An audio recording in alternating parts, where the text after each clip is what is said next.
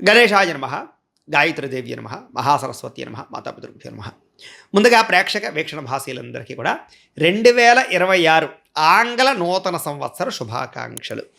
ఈ సంవత్సరం అంతా, ఈ కొత్త సంవత్సరం అంతా కూడా మీ జీవితంలో సకలైశ్వర్య భోగభాగ్యాలు కలగాలి అని, సమస్త కోరికలు నెరవేరాలి అని, ఉన్నతమైన స్థాయిలోకి మీరు అందరూ వెళ్ళాలని, ఐరారోగ్య ఐశ్వర్యాలతో ఉండాలని మా గాయత్రి అమ్మవారిని ప్రార్థన చేస్తూ, అయితే ఈ 2026 సంవత్సరం నూతన సంవత్సరం ద్వాదశ రాశుల వారికి కూడా ఎలా ఉండబోతుందో చూద్దాం.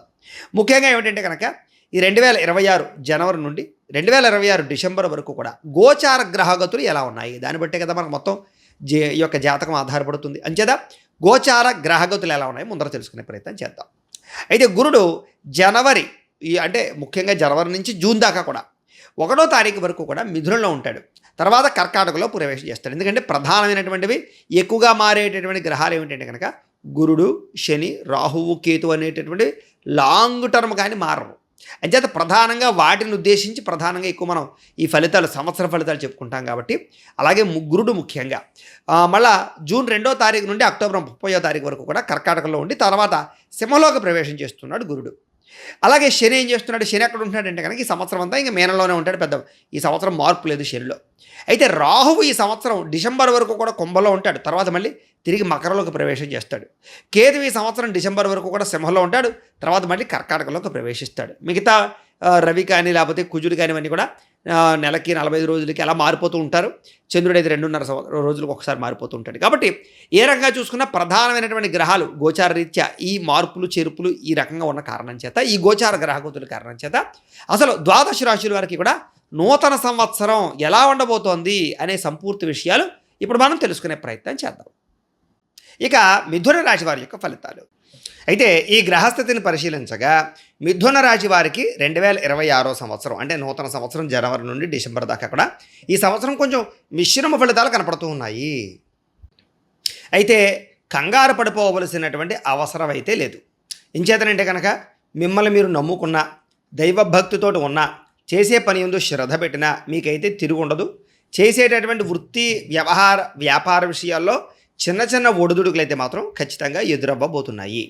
అయితే ప్రతి సమస్యని కూడా ఎదుర్కోవడానికి ముఖ్యంగా మనకుండే అనుభవ జ్ఞానం కానీ, సమాజాన్ని అర్థం చేసుకోవడం కానీ, లేదా మనం ఏమి తప్పులు చేస్తున్నామో ఆ తప్పులు సరిదిద్దుకోవడం కానీ చేసినట్లయితే ఎటువంటి సమస్య నుంచైనా మనం బయటపడతాం.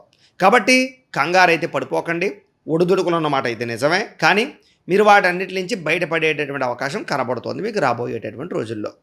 అయితే చేసే ప్రతి పని యందు కూడా ప్రత్యేకమైనటువంటి నిర్ణయాలు తీసుకోవడం, ప్రత్యేక మార్పులు తీసుకోవడం, ప్రత్యేక శ్రద్ధ పెట్టడం అనేటటువంటిది చాలా ముఖ్యమైనటువంటి పనిగా మాత్రం మీరు ఖచ్చితంగా పెట్టుకోవాలి. అలాగే మానసిక ఆందోళన ఎక్కువ కనపడుతోంది. ముఖ్యంగా ఇంచేతనంటే కనుక ఏం జరుగుతుంది, భవిష్యత్ ఏంటి, నేను ఇంకా ఏదో చేసేయాలి, ఏదో చేయలేకపోతున్నాను, ఇలాంటి ఆందోళనకి గురయ్యేటటువంటి వ్యవహారాలు బాగా ఎక్కువగా కనపడుతున్నాయి. కాబట్టి చాలా జాగ్రత్తగా వ్యవహరించవలసిన అవసరం కనపడుతోంది. ముఖ్యంగా అందుకనే ధ్యానము, మెడిటేషనము, ఆధ్యాత్మిక చింతన పెంచుకునే ప్రయత్నం మాత్రం ఖచ్చితంగా చేయండి. అలాగే ఎవరు పడితే వాళ్ళు ఏది పడితే చెప్తే ఆ మాటలు విని నమ్మి మోసపోకండి. మిమ్మల్ని మోసం చేయడానికి, డబ్బులు కాజేయడానికి, మిమ్మల్ని మీ చేత తప్పుడు పెట్టుబడులు పెట్టించడానికి చాలామంది ప్రయత్నం చేస్తారు. అన్నిటికన్నా ముఖ్యంగా వాడుకోవడానికి, మిమ్మల్ని బాగా వాడుకోవడానికి ప్రయత్నం చేస్తూ ఉంటారు. కాబట్టి ప్రతి ఒక్కళ్ళతోటి చాలా జాగ్రత్తగా వ్యవహరించడం, తెలివిగా పెట్టుబడులు పెట్టడం మాత్రం ఖచ్చితంగా చేయాలి. అందులోనూ గృహాలు కొనేటప్పుడు, పెద్ద పెద్ద భూములు లాంటివి కొనేటప్పుడు చాలా జాగ్రత్తగా ఆచితూచి వ్యవహరించాలి. కంగారు పడిపోవడము, ఇంక ఇది ఉండదేమో, ఎవడో కొనేసుకుంటాడేమో, ఇంకా నాకు దొరకదేమో, ఇలాంటిది ఇంక ప్రపంచంలో లేదేమో, ఇలాంటి కంగారు తొట్టుపాటుతనంతో ఎదరికి వెళ్ళడం వల్ల అనేక రకాల పెట్టుబడుల విషయంలో అవకతవకలు, సమస్యలు కొని తెచ్చుకునే అవకాశం కనపడుతుంది. కాబట్టి అలాంటి విషయాలు ఎక్కువ జాగ్రత్త తీసుకోవడము. అయితే భూయోగం ఉందా అండి, గృహయోగం ఉందా అండి అంటే కనుక ఖచ్చితంగా మీకు భూమి సంక్రమించేటటువంటి అవకాశము, గృహము సంక్రమించేటటువంటి అవకాశం అయితే మాత్రం ఖచ్చితంగా కనపడుతున్నాయి. ఆగిపోయినటువంటి గృహ నిర్మాణ పనులు అయితే ఖచ్చితంగా ఎదురుకు వెళతాయి. అన్నిటికన్నా ముఖ్యంగా ఉద్యోగ ప్రయత్నాలు చేసే ప్రతి ఒక్కరూ కూడా కాన్ఫిడెంట్గా ఉండాలి. నాకు ఉద్యోగం రాదేమో అనే భయం మాత్రం పెట్టుకోకండి. ఇంచేతనంటే ఈ ముఖ్యంగా ఈ రాబోయే రోజుల్లో మీకు జరిగే చిన్న చిన్న పరిణామాలు ఏంటంటే కనుక కొంచెం ఊగిసలాడుతూ ఉంటాయి. అవకాశాలు వచ్చినట్టు చేజారుతుండవు. కాబట్టి కంగారు పడిపోకుండా ప్రయత్నం మాత్రం ఖచ్చితంగా చేయాలి. అలాగే 1కి 10 సార్లు తిరగడమో, 1కి 4 సార్లు అడగడమో చేసుకున్నట్లయితే కనుక మీకు ఖచ్చితంగా ఉద్యోగ అవకాశాలు అయితే మాత్రం వస్తాయి. అయితే గతంలో చేసినటువంటి తప్పులు కానీ, గతంలో చేసినటువంటి తప్పిదాలకు సంబంధించినటువంటి ప్రభావం కానీ మీ మీద బాగా పడుతోంది. కాబట్టి పొరపాట్లు మళ్ళీ చేయకుండా మాత్రం చాలా మంచి నిర్ణయాలు తీసుకోండి. ఎవరితోనైనా మాట్లాడేటప్పుడు, స్నేహితులతో మాట్లాడేటప్పుడు, కుటుంబ సభ్యులతో నిర్ణయాలు తీసుకునేటప్పుడు చాలా జాగ్రత్త. ఎందుకంటే అనవసరమైనటువంటి వివాదాల వల్ల కుటుంబ వ్యక్తులతోటి అనవసరమైనటువంటి తగాదాలు, చికాకులు, సమస్యలు కొని తెచ్చుకునే పరిస్థితులు, ప్రభావాలు బాగా కనపడుతున్నాయి. కాబట్టి అలాంటి వ్యక్తులతోటి, అలాంటి వ్యవహారాలతోటి చాలా జాగ్రత్తగా మీరు మెలగవలసినటువంటి అవసరం కనపడుతోంది.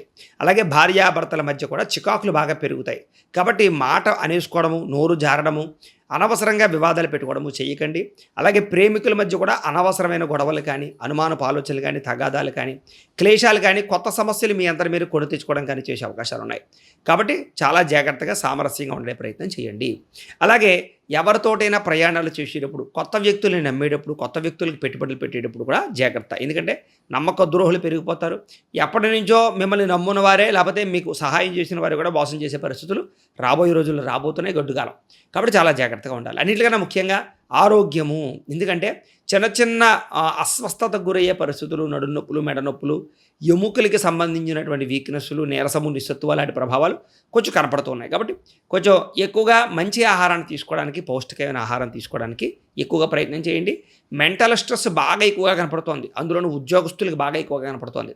అంటే వ్యాపారస్తులకు ఉండదని కాదు, వాళ్ళకు ఉండేది వేరు, వీళ్ళకు ఉండేది వేరు. ఏదైనా ముఖ్యంగా ఈ రాబోయేటటువంటి పరిణామాలన్నీ కూడా మెంటల్ స్ట్రెస్ వల్ల గురయ్యేటటువంటి రోగాలకు కారకత్వంగా రోగాలు వచ్చే పరిస్థితులు ఎక్కువ కనపడుతున్నాయి. కాబట్టి ఆరోగ్యము, స్ట్రెస్ తగ్గించుకునే ప్రయత్నం చేయడము, లేదా జరిగేది ఎలాగా జరగక మాందు మన ప్రయత్నం మాత్రం శ్రద్ధగా చేయాలి. అది ముఖ్యంగా. అందుకనే భగవద్గీత ఎందుకు చదవమంటారంటే కనుక కర్మ చేయ ఫలితం ఆశించకు. అది వస్తుంది. ఎంత రావాలో, ఎలా రావాలో, నువ్వు 100 రూపాయలు పెడితే 1000 రూపాయలు రావాలో, లేదా 100 రూపాయలు పెడితే 10 రూపాయలు రావాలో అంతా మన చేతిలో లేదు. అది అంచేత ఏంటంటే కనుక అది షేర్ మార్కెట్ లాంటిదే. మనం పని చేయడమే. ఫలితం ఎంత వస్తుంది, ఎంత రావాలి, ఎక్స్పెక్ట్ చేసాం అనుకోండి ఫలితాన్ని, అదంత రాకపోతే దెబ్బతింటూ ఉంటాం. మానసిక క్లేశాలు ఎక్కువ వస్తే సరిపోదు. అబ్బా ఈసారి బాగా వచ్చింది, ఇంకా బాగా రావడానికి ప్రయత్నం చేస్తాం. ఏంటి అందులో ప్రశాంతత ఉంది? అంచేత అలా కంగారు పడిపోయి ఏదో ఆందోళన చెందించుకోకండి. ప్రయత్నం మాత్రం త్రికరణ శుద్ధిగా చేయండి. అంటే మనసా వాచా కర్మణ చేసే పని మాత్రం శ్రద్ధగా మాత్రం చేయండి. మీరు విజయం అయితే ఖచ్చితంగా పొందుతారు. ఇది ప్రధానమైన విషయం. అలాగే విద్యార్థులు కూడా అంతే. విద్యార్థులు కూడా ఏంటంటే కనుక కష్టం మీద ఫలితాలు రాబోతున్నాయి తప్ప ఇదివరకుట్లా మీకు సాగేలా లేదు. ఎందుకంటే బాగా ఎక్కువగా పోటీతత్వం పెరుగుతుంది. ర్యాంకుల విషయంలో, పరీక్షల విషయంలో, అన్ని విషయాలను కూడా కొంచెం జాగ్రత్తగా కాన్ఫిడెంట్గా ఉండండి. వ్యామోహాలు తగ్గించుకోండి, వ్యవహారాలు చేయండి. అలాగే ఉద్యోగస్తులకి, ప్రభుత్వ ఉద్యోగస్తులకి, గవర్నమెంట్ ఉద్యోగస్తులకి కూడా అద్భుతమైనటువంటి అవకాశాలు రాబోతున్నాయి, మార్పులు రాబోతున్నాయి. శ్రమకు తగ్గ ఫలితం అయితే రాబోతోంది. ఉద్యోగపరంగా ఎటువంటి బెంగ పెట్టుకోక్కర్లేదు. కానీ విదేశాల్లో ఉండే ఉద్యోగస్తులకు మాత్రం ఒడిదుడుకులు, సమస్యలు, ఉద్యోగ గండాలు, ప్రమాదాలు కనపడుతున్నాయి. కాబట్టి అక్కడ విదేశాల్లో ఉండేవారు మాత్రం ఉద్యోగాలు చేసేటప్పుడు 1కి 10 సార్లు కీడించి మేలించండి. అంటే ఈ ఉద్యోగం పోతే ఇంకో పరిస్థితి ఏంటి, లేదా ఇంకో మార్పు ఏం తెచ్చుకోవాలనేటువంటి ఆలోచన మాత్రం ఆలోచించుకోవడం ప్రయత్నం చేయండి. దుబారా ఖర్చులు ఖచ్చితంగా తగ్గించుకోండి. ఇక మిగతా అన్ని రంగాలలోనూ కూడా, వ్యాపార విషయాల్లోనూ కూడా ఒడిదుడుకులు ఎదురైనా కూడా మీ యొక్క టాలెంట్ తోటి, మీ స్కిల్స్ తోటి అధిగమించుకోగలుగుతారు. రాబోయే రోజులు మీకు ఖచ్చితంగా మంచి అవకాశాలు అయితే రాబోతున్నాయి. కాకపోతే మీరు ఎక్కువ దైవబలం పెంచుకోవాలి. ఎందుకంటే అసలు మన జీవితం ఎలా ఉంటుంది, ముఖ్యంగా మీ జీవితం ఎలా ఉంటుందో తెలుసుకోవాలన్నా కూడా మీరు కింద కామెంట్లో మీ రాశి ఏంటో పెట్టినట్లయితే మీ పూర్తి జాతకం, మీ జీవితం అంతా ఎలా ఉంటుందో కూడా మేము దానికి సంబంధించినటువంటిది PDF రూపంలో మీకు వాట్సాప్కి పంపిస్తాం. కాబట్టి కామెంట్లో ఒకసారి మీ రాశి ఏంటి, మీ పేరేంటి పెట్టండి. మేము చక్కగా దాన్ని పంపిస్తాం. అదంతా మీరు చదువుకోవచ్చు. దాన్ని బట్టి మీ జీవితంలో ఏ వ్యాపారాలు కలిసి వస్తాయి, ఏ సమయంలో మీ జీవితం మారుతుంది, ఏ సమయంలో మీరు మంచి స్థాయిలోకి వెళ్తారు కూడా మీకు ఒక క్లారిటీ వస్తుంది. కాబట్టి దాన్ని బట్టి కూడా మీరు నిర్ణయాలు తీసుకోవచ్చు. సరే, ఏది ఏమైనా కూడా ఓవరాల్గా జాతక పరిశీలన చేసిన తర్వాత, ఈ గోచార పరిశీలన చేసిన తర్వాత రాబోయేటటువంటి రోజుల్లో కొంచెం చిన్న చికాకులు ఉన్నాయనే విషయం మాత్రం అర్థం చేసుకుని దైవబలము, గ్రహము బలము పెంచుకుని ఎదురుకు వెళ్ళినట్లయితే మీకు రాబోయే రోజుల్లో శుభప్రదంగా ఉంటుంది అని తెలియజేస్తూ, అయితే ఈ సంవత్సరం ముఖ్యంగా మీరు చేసుకోవలసినటువంటి పరిహారాలు ఏమిటి అన్నట్లయితే కనుక కుజుడికి, రవికి, రాహుకి, శనికి, గురుడికి కూడా జపతర్పణ హోమములు చేయించుకోవడము, అలాగే మన్య సూక్త హోమము, లక్ష్మీ గణపతి హోమము, చండీ హోమము చేయించుకోవడం అయితే కనుక మీకు చాలా బ్రహ్మాండంగా ఉంటుంది. ఈ వీడియో ఖచ్చితంగా లైక్ చేయండి, కింద కామెంట్ పెట్టండి. అలాగే ఈ ఛానల్ ఎవరైనా సబ్స్క్రైబ్ చేసుకోకుండా ఉన్నట్లయితే కనుక ఖచ్చితంగా సబ్స్క్రైబ్ చేసుకోవాల్సిందిగా మనస్ఫూర్తిగా ఆశిస్తూ, గోబ్రాహ్మణేభ్యః శుభమస్తు నిత్యం. లోకా సమస్తాః సుఖినో భవంతు. స్వస్తి.